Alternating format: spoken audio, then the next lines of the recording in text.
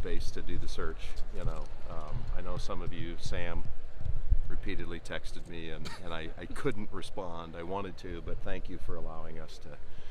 I know it was a long several weeks for all of us, including me. So, Trev, can you go over the financials on this one? Yeah, I think it's, and I might misquote a few things, but it's an 8-year contract, $74 million. The contract's 90% guaranteed. There's some deferred comp that can be earned, I think, each 2 years it vests. And we have a salary pool of $7 million. And so it's really important to me that we have the resources necessary to go out and hire the very best staff that we can find. And so we have a big vision and goals and plans for our football program, and we're going to resource it in a way that allows us to be successful. Did you have to do any negotiating with the Panthers? Yeah, this was, I don't want to get into all the details. I will say that this was a long and arduous process. And, it's hard enough to negotiate when between two parties, right? Two interested parties. That involves agents and universities.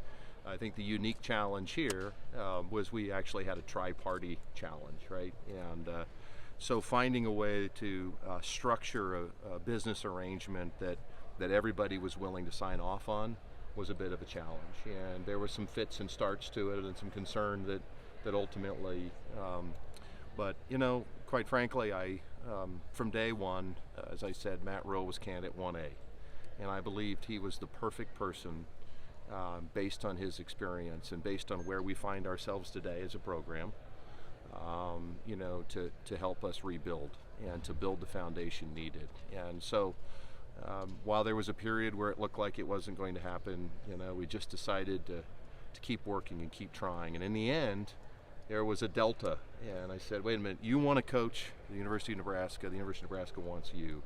We're going to find a way to get this done. And so with the support of Chancellor Green and President Carter and our board, we're able to get that done. And I believe we hired the right person for the right time for our university. When you let Scott go, Matt wasn't a candidate because he still had a job. So what did the first month of the search look like? And on the day he got fired, how quickly did you call Matt? Well, it was very early, and the reality is while he still had a job, there were quite a few reports that he may have some challenges remaining in Carolina. So that was early on in the process of trying to assemble, how our process was going to work. And I want to say the other thing, I part of the reason why I'm very grateful to all of you for respecting our trying to do a search is it was really important to me that it be done very quietly and confidentially out of respect for Coach Joseph and our team. It's really important to me. When you fire a coach after 3 games, there's one of two things going to happen. It's going to be total chaos, drama, chaos. And that didn't happen because of our coaching staff. And so I just didn't want the search to be constantly put in our coach's face or our players. I didn't think that was fair to them.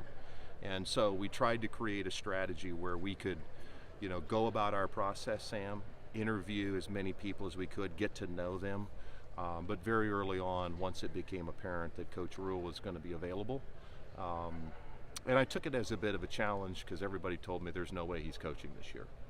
And so we had to find a way to convince him that he should coach this year and that this was the place that he should do it. And we're fortunate to be in the position we're in today. What day was the turning point, Trev, as far as just when it looked like you were going to get Matt Rhule? Like, was there a day that, was it last week? We agreed at 11 o'clock Thanksgiving morning. So this was hard. This was really hard. And so, we won't go into all the details, but I will only tell you that it was a hard process. And I think Matt was determined to find a way, and I was determined to find a way. Trev, was Mickey ever under any serious consideration? Was he one of the 13? And did you talk to him? When you talked to him, I guess, how did he take it? He took it really good. Yes, Mickey, as we said at the press conference, he had the benefit of being a head coach for 9 games, and I continued meeting with Mickey weekly, and then ultimately, as a process, we sat down and he walked me through his vision, and Mickey's an outstanding coach, and he's obviously got a huge and bright future in the business, and we'll see whether it continues here. Obviously, Coach Rhule wants to sit down with him, but I have so much respect for Mickey Joseph and what he's done for our program, and our players do as well. But for me, looking at where our program is today, and perhaps some of its risk mitigation, if you will, having somebody that has built a program multiple times at multiple levels under difficult circumstances, Matt Rhule was the coach that was the most obvious choice for me. Trev, did you have like a final three? Would you characterize it that way? Well, you end up going through this process, and the challenge is you may have your, as you mentioned it, let's just say you have your A-list candidates, and so when I said 1A, that was always Matt Rhule. Can we find a way to get somebody like Matt Rhule to come here? And then there's other coaches that you think, hey, these are really good coaches. Let me tell you something. All of these coaches are great coaches, and they all have a tremendous amount of respect for the University of Nebraska. And then you have other folks that you're really interested in, but not sure how it works. What if the 2 or 3 or 4 people that you're really interested in either choose not to coach or go to take different jobs? So that's part of all the stress involved in as well, Steve. But all of them great candidates, wonderful people, and we wouldn't have talked to them if they weren't. They all could have done a really good job here. Hey Trev, I think Matt mentioned up there sneaking in here. How important was that for him and Julie to be able to see this place, and how did you do that? How did you pull that off? Well, that's why I mentioned my wife. My wife has been the superstar in this whole deal because she's been the one that was really good. So they flew in. I don't know exactly what the dates were, but my wife went to Omaha. They flew into Omaha, and they stayed with us at our house, and we were able to show them around Lincoln and the great state of Nebraska. It's just like recruiting. It was no different for them. If we get people here, they're blown away by Lincoln and Omaha and the state of Nebraska. And so I really thought, it's one thing to, see videos about our university. It's one thing to read about us, but you have to get them here. And so I thought it was important that early on, and I did Zoom calls with Matt. I talked to him several times, but I really wanted to get him here. And so in talking to his agent, I said, I want him here. Unfortunately, we had a donor that stepped up, and so we were able to get him flown in here and just really sit down and talk. And because a lot of what I read about him, a lot of what he said really resonated in what I believe in. Those are authentic, genuine comments that he made. That's what I believe. That's what we believe that we need here. And so, when we were able to sit down and face to face and build that trust, I think that was a game changer for both of us. Hey Trev, not knowing all the financials, because I doubt that you're going to tell us about the Panthers issue, at least right now. But he's going to be a top 10 paid coach in the country. I mean, the market has kind of been crazy with college football coaches. I mean, did you expect to have to go this high to get Matt here, and do you expect any blowback from the public? Just saying that you guys have paid a lot of dead money, to other coaches. Well, I don't worry about blowback from folks. We're going to do the right thing and best thing that we can to help position the University of Nebraska to success. But yeah, there's no doubt about it. I mean, let's be honest. There's a power two now, right? There's a power two. That's where we're evolving in college athletics, and that's certainly not to denigrate any of the other conferences, but that's kind of where we're heading. And I think you'll probably see the market shift for some of those coaches that you're mentioning in the Big Ten, even after the season. And so, look, at the end of the day, if we're going to be serious about having Nebraska football competing, at the upper levels of the Big Ten conference, there's going to be resources needed to acquire that talent.